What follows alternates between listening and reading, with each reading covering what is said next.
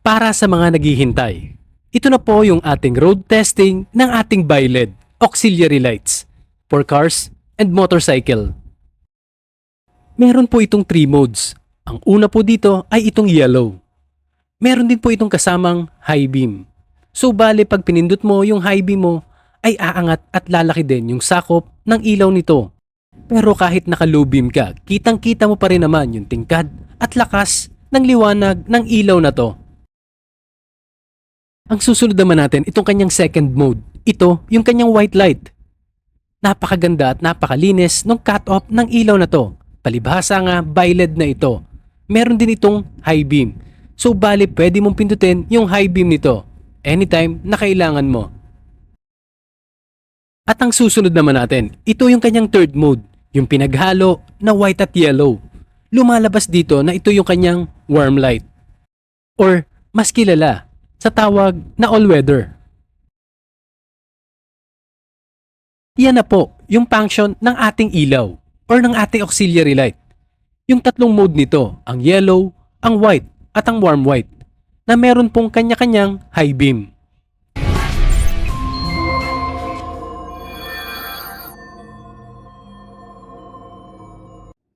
Ipapakita ko lang dito yung ilaw natin ng M1. Ito yung may 30 watts. Ipapakita ko lang kung gaano kalaki yung pinagkaiba niya dito sa ating BiLed. Kitang-kita nyo naman na single lane lang yung nasasakop ng ating M1. Pero pag binuksan na natin yung BiLed, mas malaki at mas malawak yung nasasakop nito.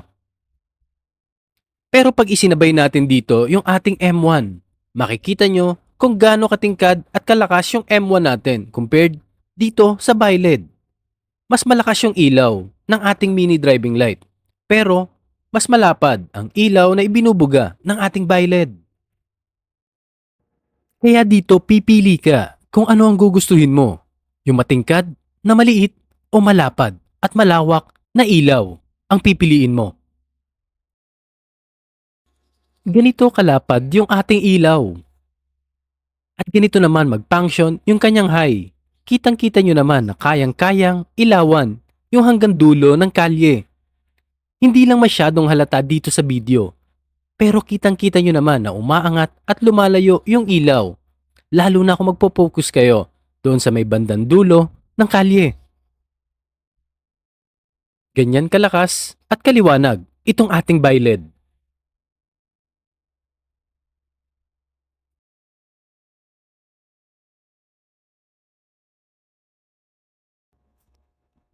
Kung magtatanong kayo kung nakakasilaw ba itong BiLed, dito masasagot ko yung inyong katanungan. Siyempre pag naka-high or mataas yung ilaw nito ay talagang nakakasilaw. Pero pag naka-low or mababa yung settings natin ng ating ilaw ay hindi po ito nakakasilaw or hindi man lang ito masakit sa mata. Ganyan po mag-function ang BiLed. Mas malinis kasi yung cut-off ng ilaw nito. Ang ibig sabihin halos pantay na pantay yung tinatamaan ng kanyang ilaw at hindi nakakasilaw, lalo na sa mga kasalubong.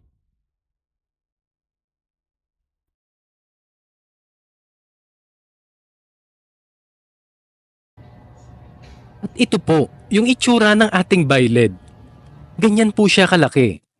Kitang-kita nyo naman yung diferensya nito sa mini driving light na nakakabit sa may bandang ilalim. Ito ay may 3 colors at may 2-inch na lens. At ang sukat ng buong unit na ito ay 70mm by 106mm. Ganyan po siya kalaki. Wala po itong pan, hindi kagaya ng ibang driving light dahil aluminum housing na po ito at siya na po yung mag-a-absorb ng init. At para po sa kanyang lux or lumens or gaano ito kaliwanag, gagawin ko po ito ng separate video. Maraming salamat po sa panonood ng aking video. Kung nagustuhan niyo po ito, huwag niyo pong kalimutan mag-like, share at subscribe. God bless po at ride safe po sa ating lahat.